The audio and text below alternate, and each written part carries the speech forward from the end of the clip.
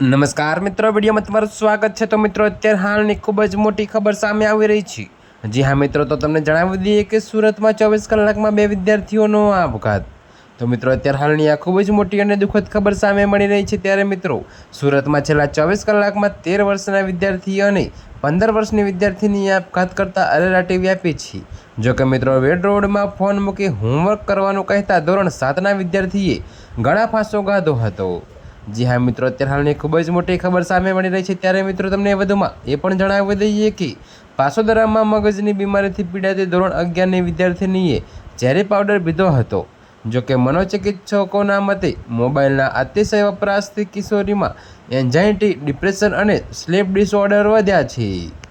જી હા મિત્રો, તો ત્યારે હાલ માટે આટલું જ। મળીશું નવી અપડેટ સાથે। અને જો તમને અમારા વિડીયો પસંદ આવતા હોય તો વિડીયોને લાઇક, કોમેન્ટ, શેર અને અમારી ચેનલને સબસ્ક્રાઈબ કરવાનું ભૂલતા નહીં મિત્રો।